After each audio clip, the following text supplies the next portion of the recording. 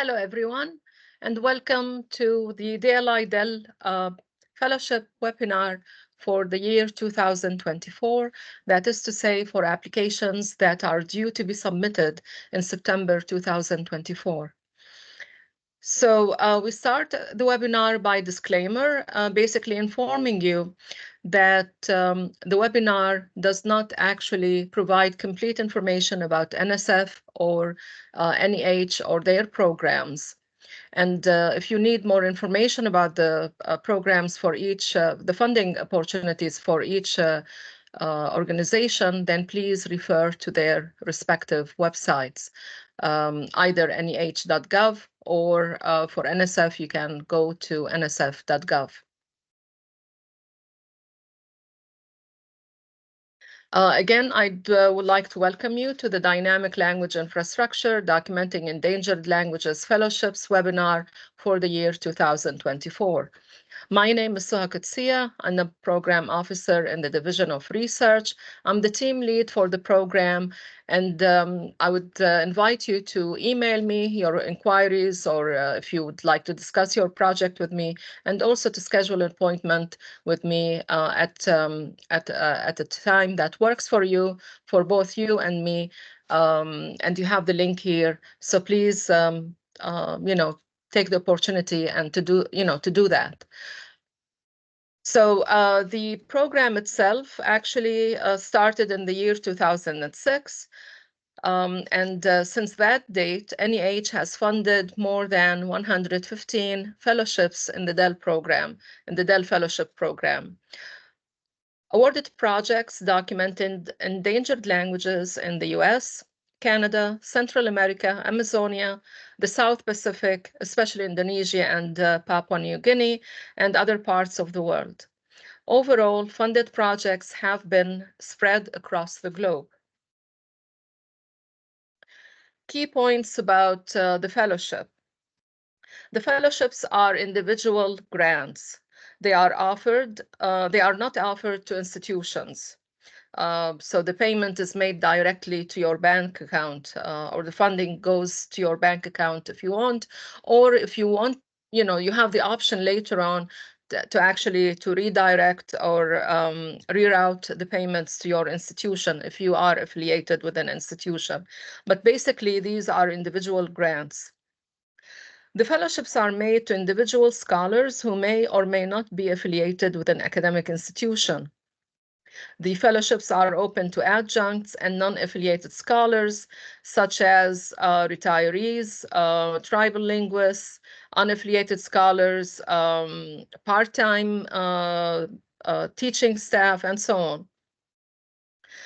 In terms of the area of expertise, the fellowships are especially tailored to linguists who specialize in documenting endangered languages. And when I say linguists, I would also include the anthropology linguists and sociolinguists.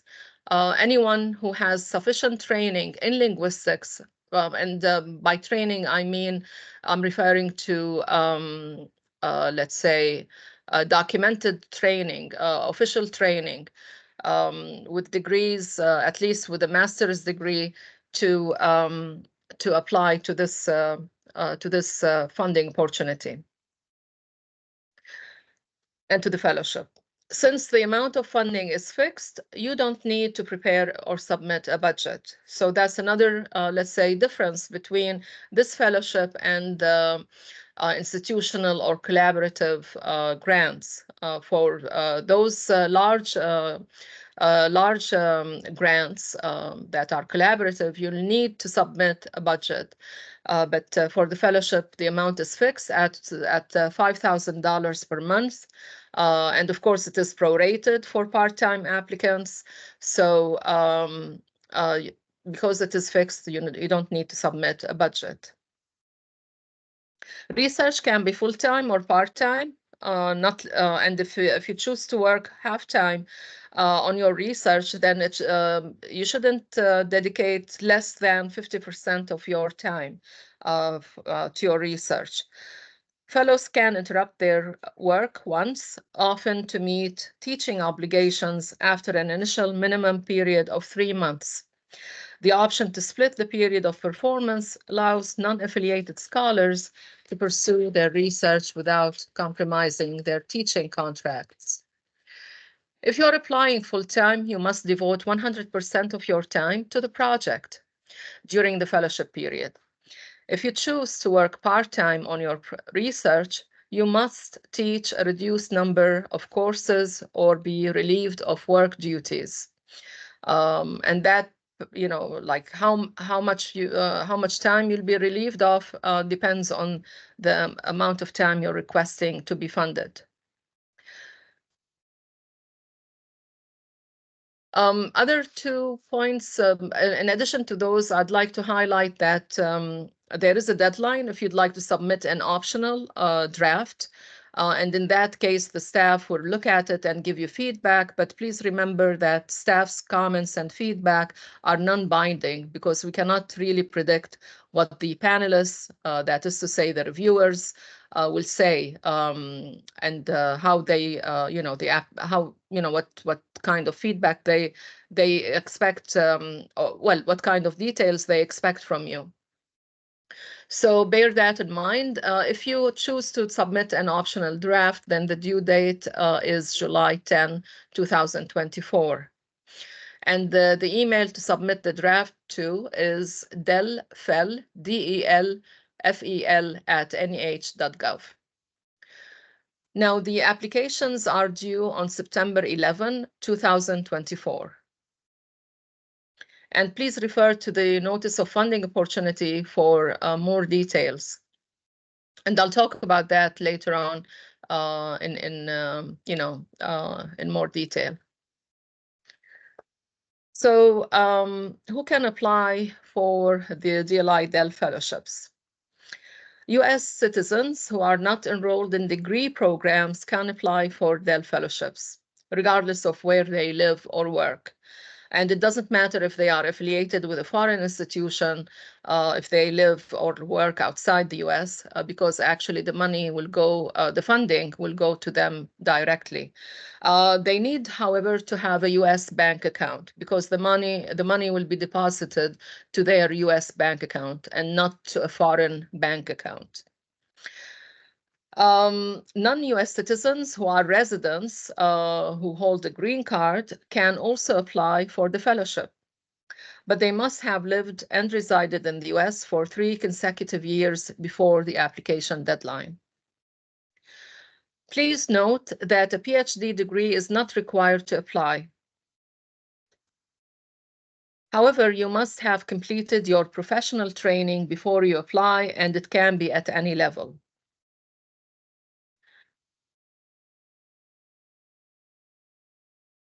What about students? Are they eligible to apply? Generally speaking, NEH does not fund students' dissertations or theses, and students are not eligible to apply, even if they are American citizens or US residents. There is one exception, though, and that is if the student has completed all degree requirements, and the only thing that prevents them from graduating is the conferral of their degree. In this case, they can apply, but they must submit a letter from the dean of their institution or the chair of their department that attests to these facts. If the letter is missing, the application will be rejected automatically. So bear that in mind. I'd like here to draw your attention that students who have finished the second year, PhD students who have finished their second year, may want to consider applying to the DLI doctoral dissertation improvement grants offered through NSF. So you might consider this option. The eligibility of projects, or let's say the funding restrictions associated with this fellowship. To To check the funding restrictions, go to section D6 in the Notice of Funding Opportunity, what we call the NOFO. And you'll notice that the DLI-DEL program does not fund language revitalization on its own. If this is the sole purpose of your project, then it won't be eligible to be reviewed.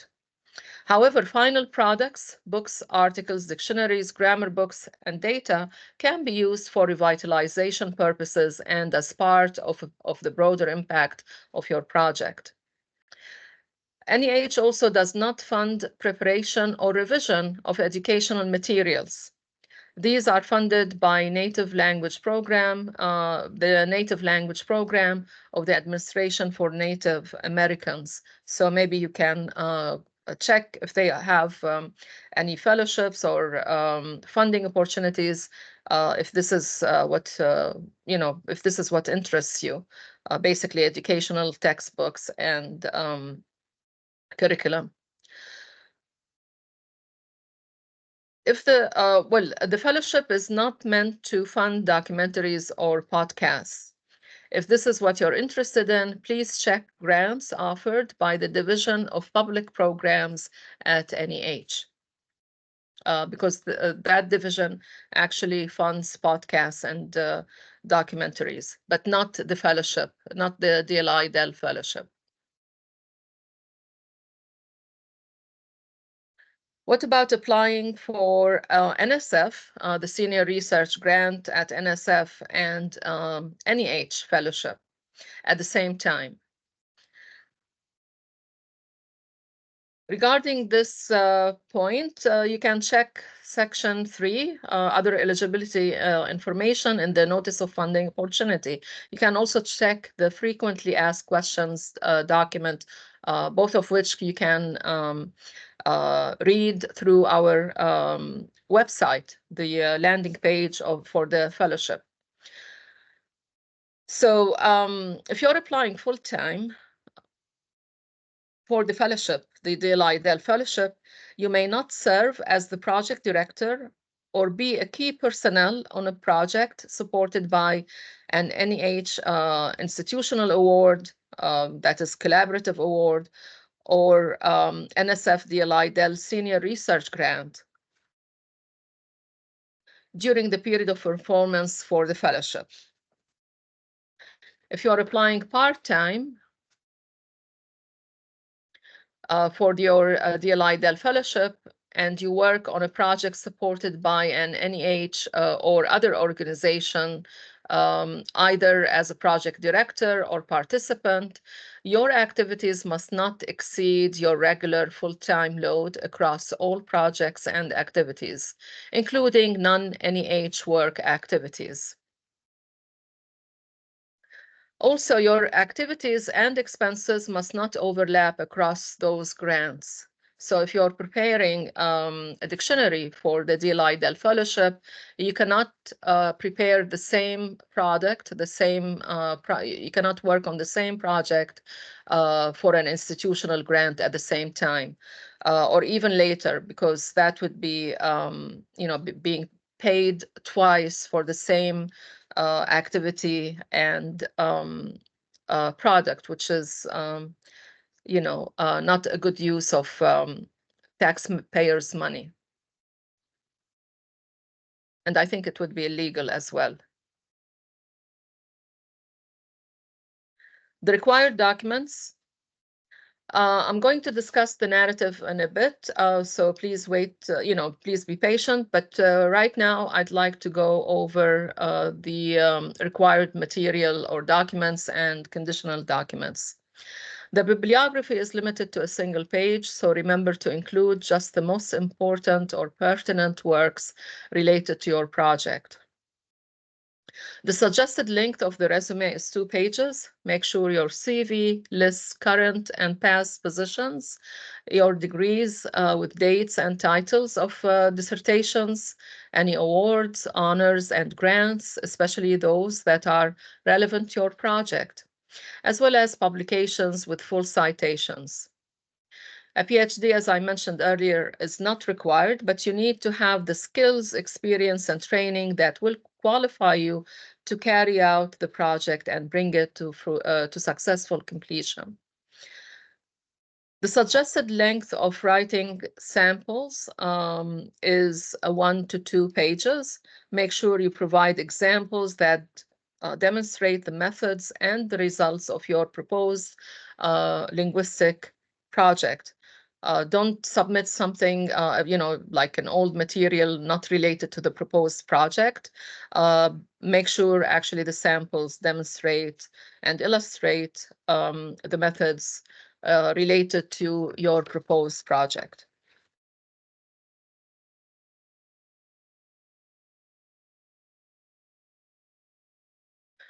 On the right column, you'll see a list of supplementary or conditional documents. The first document is the reference letter, submitted by a scholar who is familiar with the language or languages of your project and should provide an assessment of the writing sample that you are submitting with your application. Remember to inform your references that they are expected to address the quality of the writing sample in their letters. While a reference letter is not a required document, submitting it makes the application more competitive. Try to request the letter from a senior scholar, not a junior scholar. And just to give you an idea about how references are requested by NEH, when you fill out the required fields on grants.gov, just before you submit the application, you'll name, you'll have actually text, an area to submit the name of your reference and to add their contact information. When the application deadline passes, NEH will email the references about, after 3 to 4 weeks after that deadline.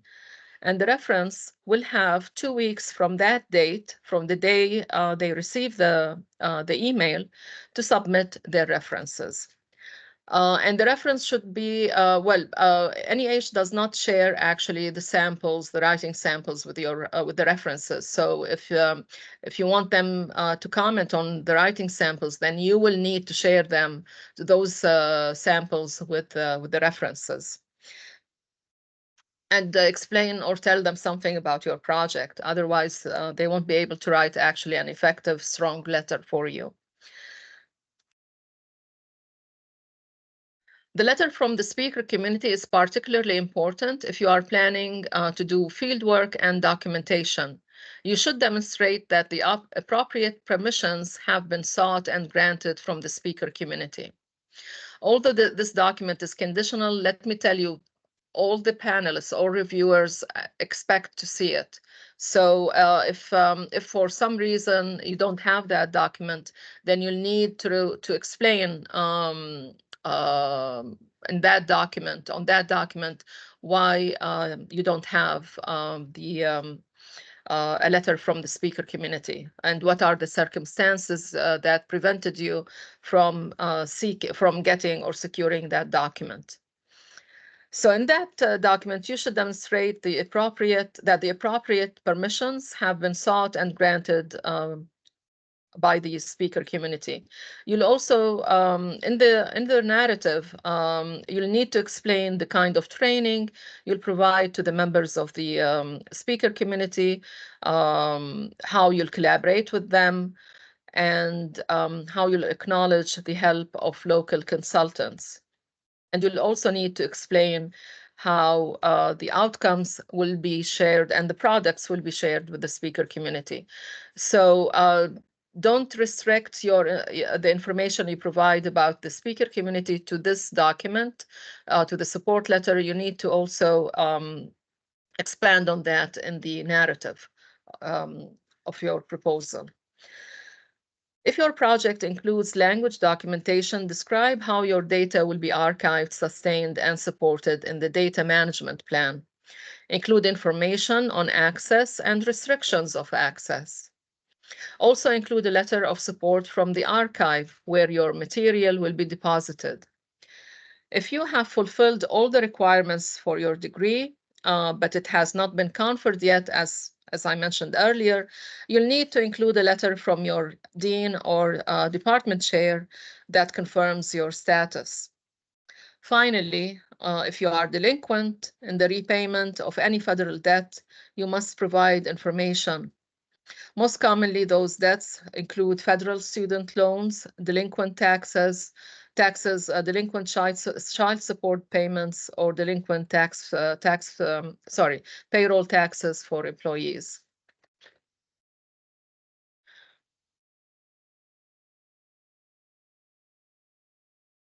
So how will your application be reviewed?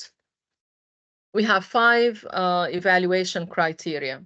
And we ask all the panelists to actually review each application separately, against those 5, based on the 5 evaluation criteria. The narrative is the central part of your application. Spending some time on it would be worthwhile your time because this is where you describe your project and make your case for funding it. The narrative should be free from technical terms and jargon so that peer reviewers who are not specialists and who will read your application in the later stages of the review process can understand what your project is about and why it is important. Although the panelists, the reviewers, are specialists, experts who specialize in documenting endangered languages and who are linguists or anthropology linguists, the applications are actually reviewed later on after the panel meets and discusses the applications. The applications are reviewed by the higher-ups within NEH. After that, the recommended applications and the entire package is actually reviewed by the Council for the Humanities. This is an external body that reviews all applications submitted and recommended by NEH. So basically, lots of eyes will be reading and reviewing the recommendations, reading the applications and reviewing the recommended applications. So it's not just one group of people, the experts who will look at your application. So bear that in mind.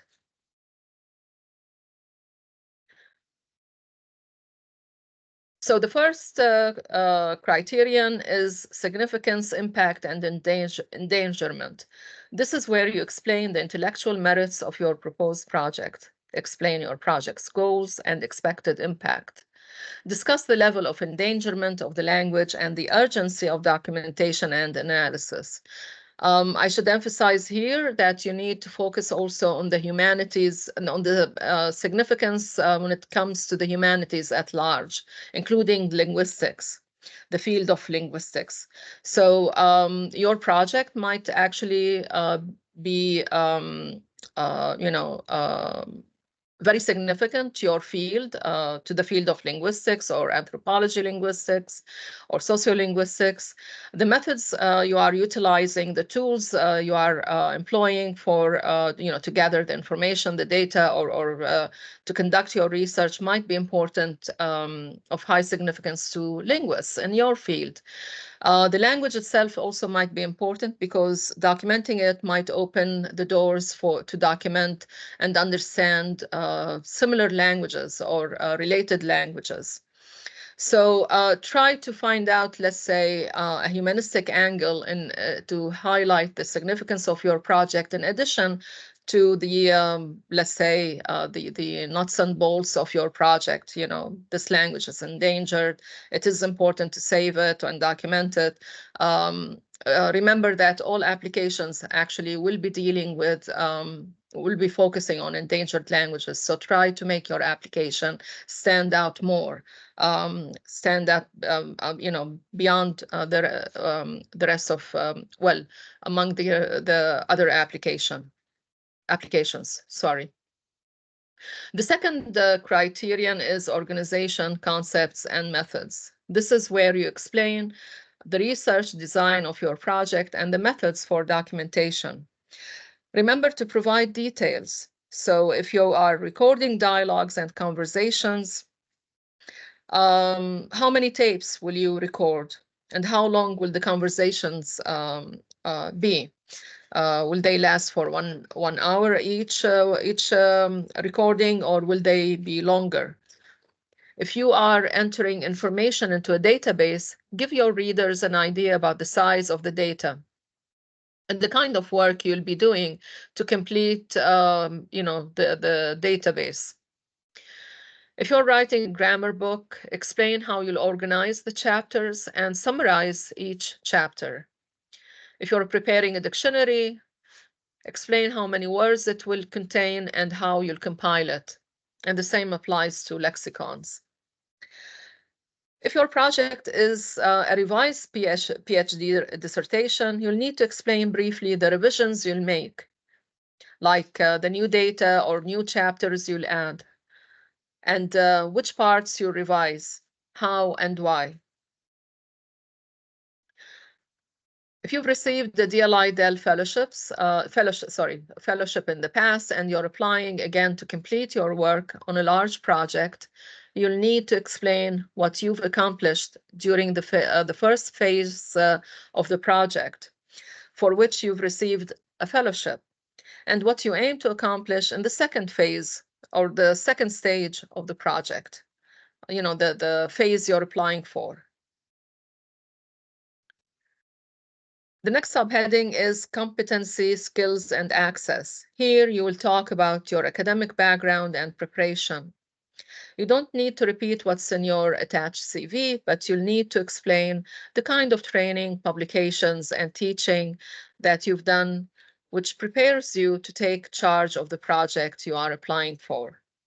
Finally, the last criterion is final product and dissemination. Here you'll need to explain the outcomes of your project. The final product could be a print or digital publication, an archival documentation material that you're going to archive, or a combination of other outcomes. You might also, for the dissemination part, explain how publications are going to be distributed and whether you will be talking about your work and your project at one or more conferences. If the outcome is digital, you'll need to explain who will develop the website, what kind of platform you'll use, and where it will be hosted and maintained. You'll also need to explain if the final product will be freely accessible or behind a paywall, or if the access will be restricted, and you'll need, in that case, to explain why. So the work plan, this is, another criteria. Sorry, let me get back to the previous slide. So the work plan is the last criterion. This is a separate document, so it's not part of the narrative. The narrative is 3 pages, and the work plan is 1 page. It's a separate document where you'll explain if you'll work on your project full-time, half-time, or a combination of both. It must include timely benchmarks, activities, and outcomes. So the work plan. When you prepare your work plan, keep the following in mind. Remember to explain your plans and the amount of time you'll devote to your project in a short paragraph at the beginning of the page. You need to inform the panelists whether you'll be working half-time, full-time, or a combination. And if you plan, and whether or not you plan to take a break from your research. Then you'll need to include a timely benchmark of the way you'll organize the months of the fellowship, and the activities and outcomes for each benchmark. Some applicants use a table or a chart. Others prepare short paragraphs for each time segment.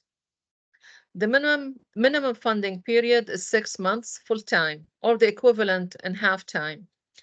If you work 50% of your time on research, then the 6 full-time months will last for 12 months, will be extended for 12 months because you're working basically part-time on your research. However, if you plan to dedicate 60% of your time to your project and to teach or work during the remaining 40% of your time, then those 6 full-time months will in effect last for 10 months.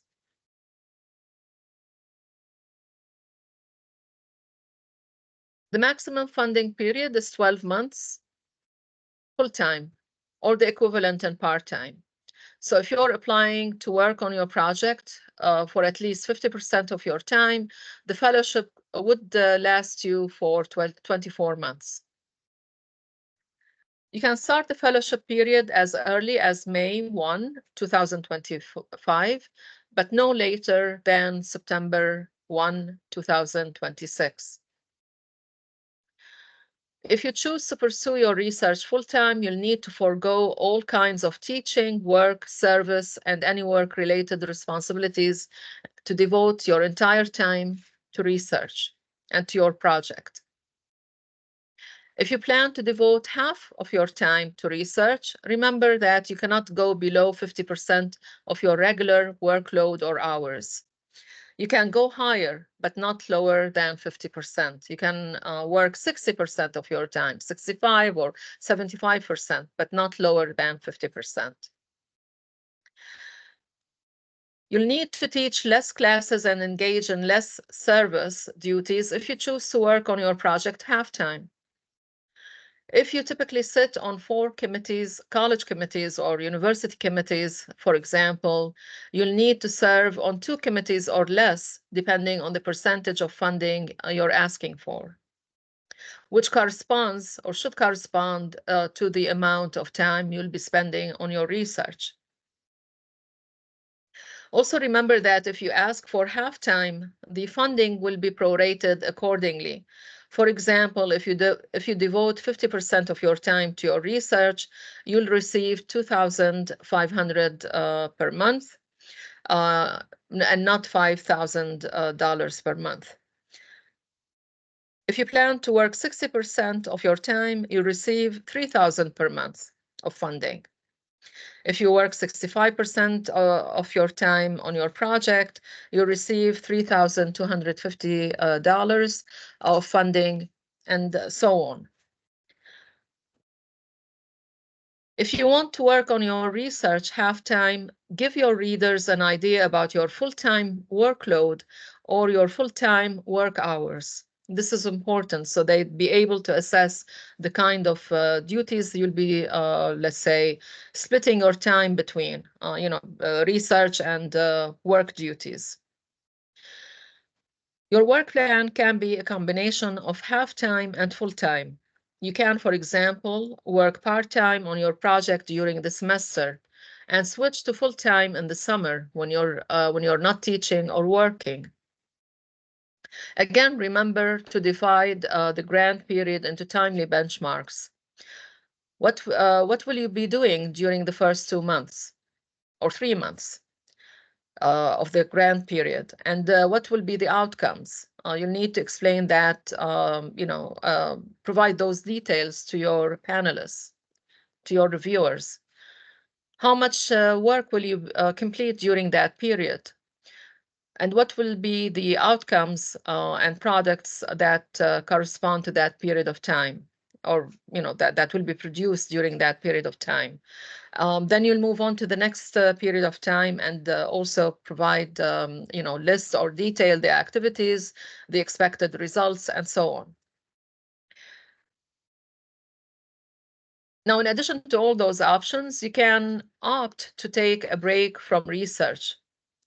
During that break, funding will cease, of course, but it will resume as soon as you start or restart working on your project.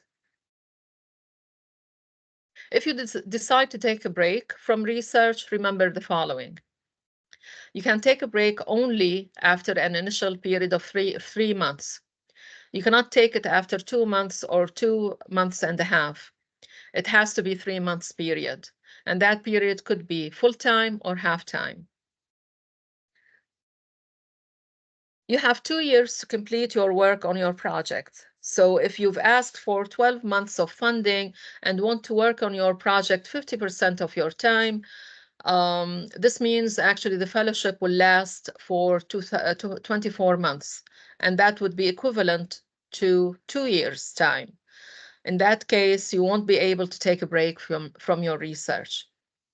However, taking a break is possible if you plan to pursue your research in a combination of half-time and full-time, or if you'll dedicate more than 50% of your time to your research.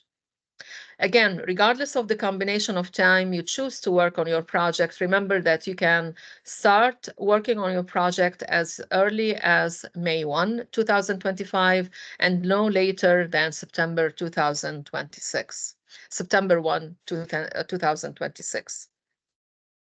If all those details confuse you, please email me or just schedule an appointment with me, and I'll be happy to go over those details again and give you more information. And please also check the frequently asked document because you'll find written details that might be give you a better idea about those details. Finally, one last point is that if your workload and teaching load changes by the time the fellowship announcements are made, and you find out that you've been awarded a fellowship, and again your time or your schedule has changed, don't worry.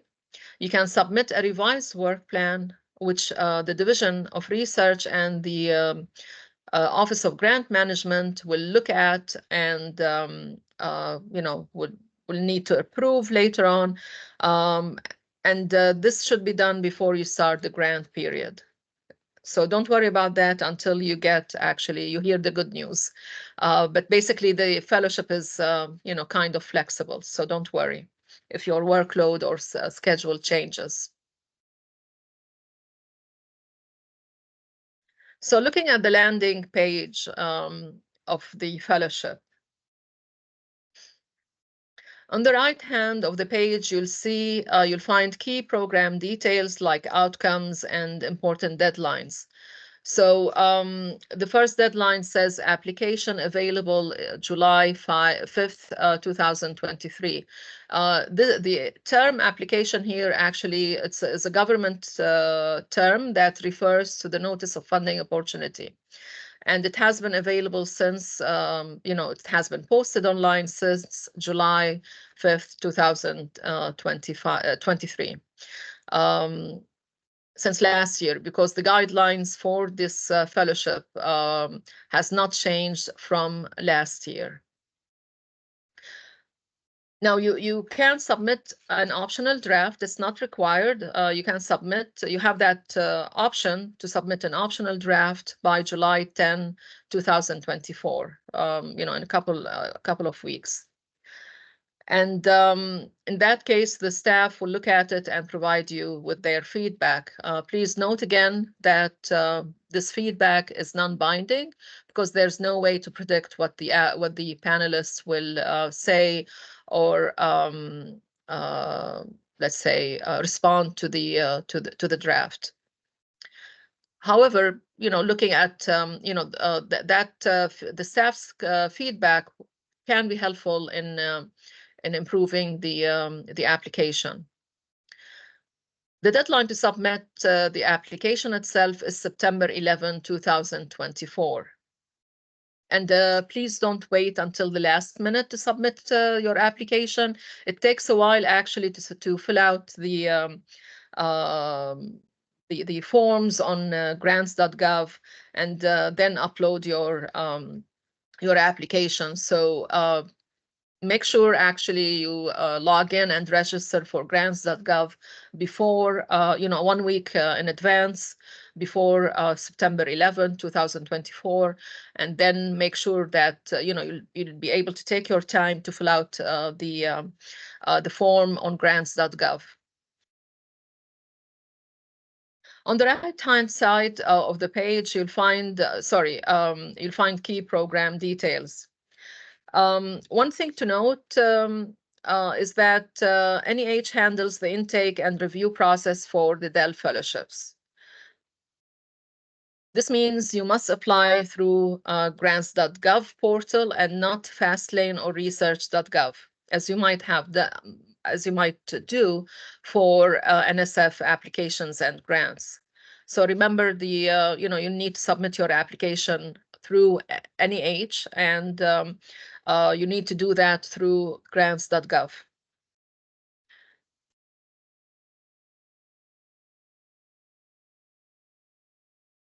On the left side of the web page, the most important part here is step 1, where you can download the DLI Dell Notice of Funding Opportunity for fellowships. The Notice of Funding Opportunity, or NOFO for short, is what NSF would call solicitation, the solicitation document. That is to say, the detailed information and instructions about how to apply for the fellowship and how to prepare and gather all the necessary documents and attachments. Download this PDF document, the Notice of Opportunity document, read it carefully and keep it at hand as you assemble your application. If you scroll down the page, you'll see program resources. They include a list of all funded DLI projects, narrative samples of funded projects, and frequently asked questions document. At the end, you'll see samples of narratives posted online. Now, the list of funded projects actually gives you an idea about the kind of projects that have been funded and whether or not your project fits into those projects. So it helps actually to go over them.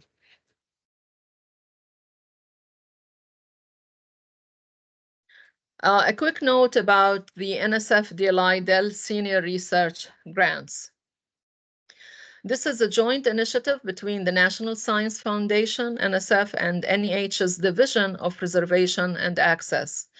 The fellowship, DLI Dell fellowships, are actually overseen by the Division of Research, whereas the senior research grants are jointly overseen by NSF and Division of Preservation and Access within NEH.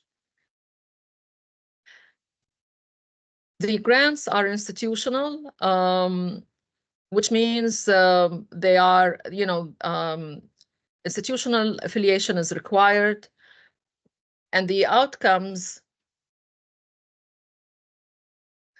are typically preparation of lexicons, grammars, text samples, and databases, all of which would advance linguistic theory and the study of language.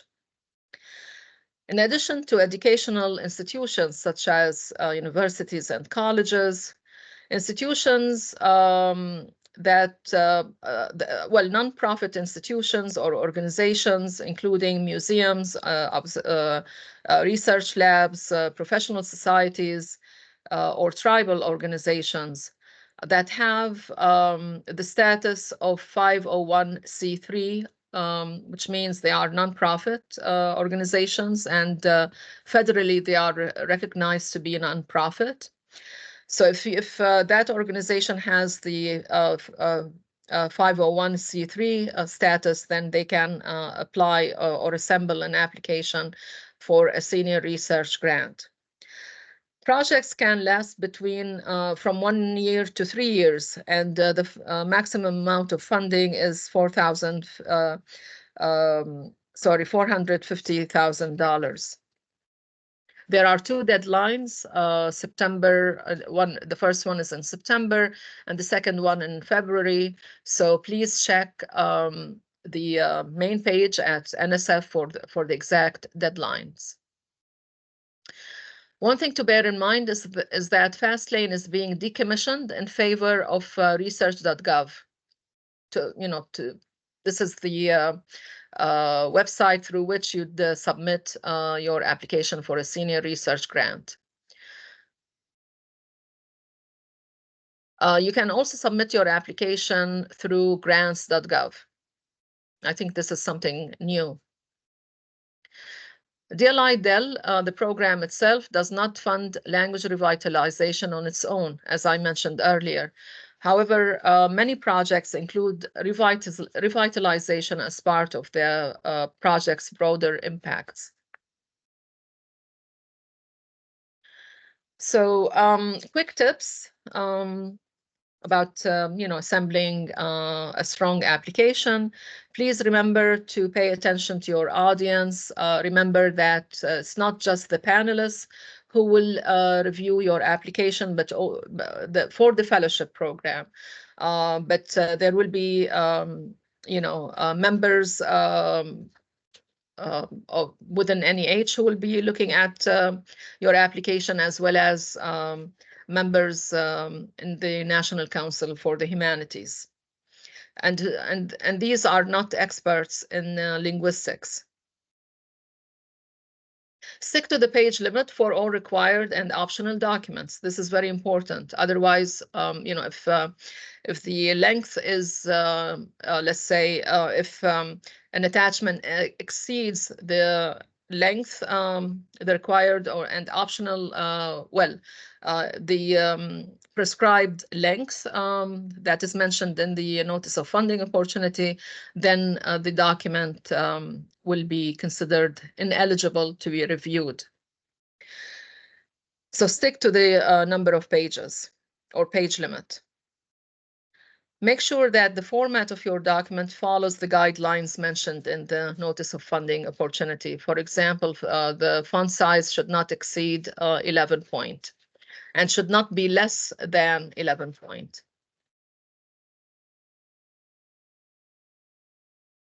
Do not add additional documents other than the required and conditional attachments mentioned or listed in the notice of funding opportunity.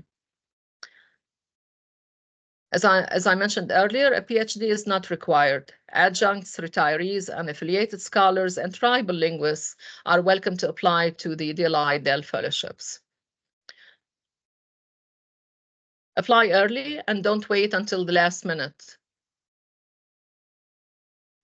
The important deadlines, once again, you can submit an optional draft. This is not required on July 10th, 2024. The email is delfel@neh.gov. The staff will read it and provide their comments to you. The important deadline is for the application, to submit the application, is September 11, 2024. You have until, until I think 11:59 p.m. Eastern time. So if you're somewhere else, like on the West Coast or in another country, please remember that the deadline actually is measured in Eastern time. And if you're late, then the submission page will disappear on grants.gov. So be aware of that. And again, don't wait until the last minute. Submit your application early.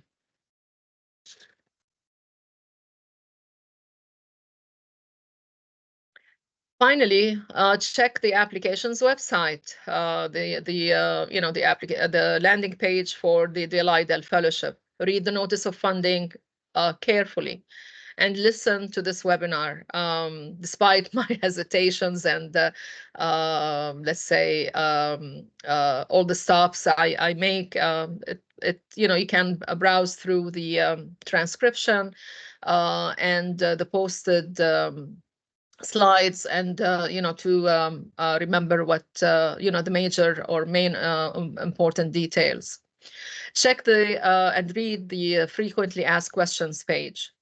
Go over the posted samples.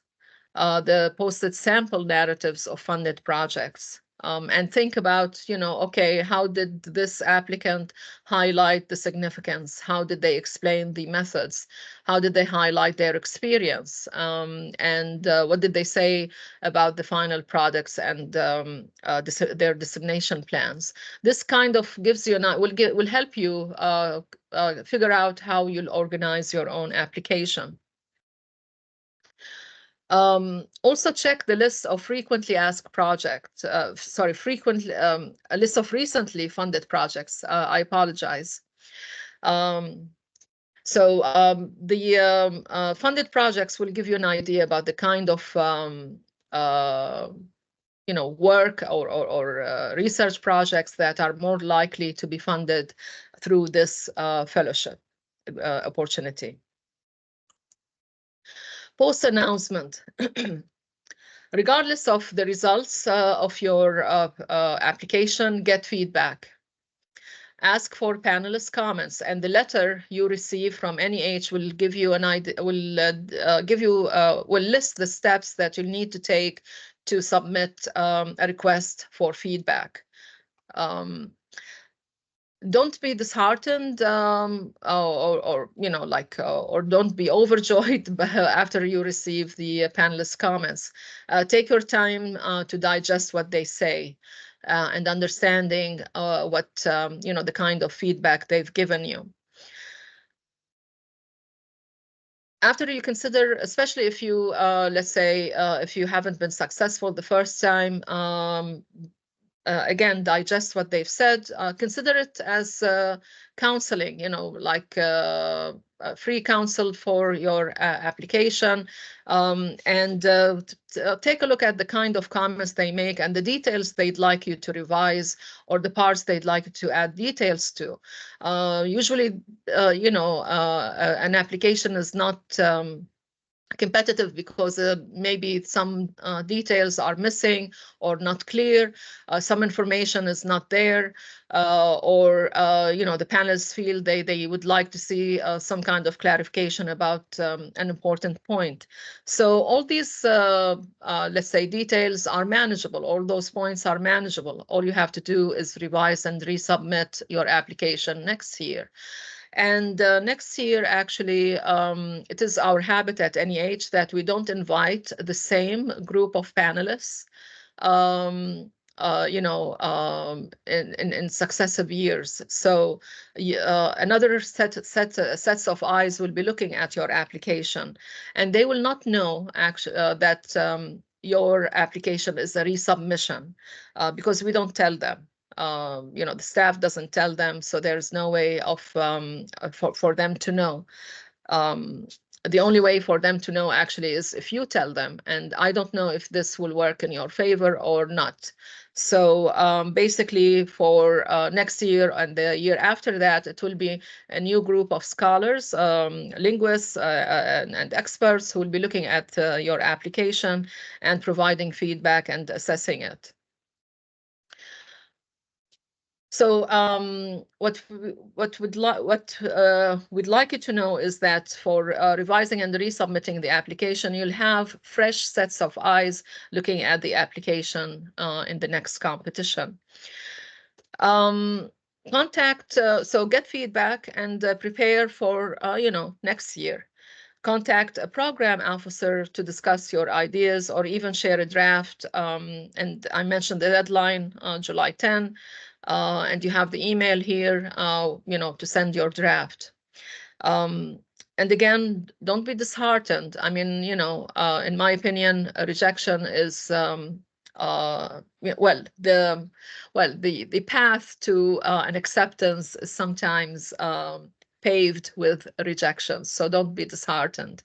I've been rejected. When I submit an article, it has happened that one would receive a rejection. So don't, as long as you get feedback, that's the important part. You can rebuild and restart and reapply. Finally, again, I would encourage you to book an appointment to discuss your project. So you have the link to book a virtual appointment for 30 minutes and to chat with us about your project and to tell us about your questions, and we'll be happy to help you. There's also a virtual group Q&A meetings scheduled on Tuesdays between 3 to 4 p.m. Eastern Time. So if a group of people would like to join all at once or to meet at once with me or with another staff member, then you can do that on Tuesdays between 3 and 4 p.m. Eastern Time. You can also contact us by email. You have my contact information, my email. You also have the contact information of my colleague, Jennifer Untalan. She's also, she works also on the program. And then you have also the contact information for NSF Senior Research Grants and my colleague, Jacqueline Clements, who's a senior program officer who works in the Division of Preservation and Access if you're interested in applying for the senior research grant. Thank you so much, and feel free to contact me again, and I'll be happy to help you, and good luck to all of you. Take care. Bye-bye.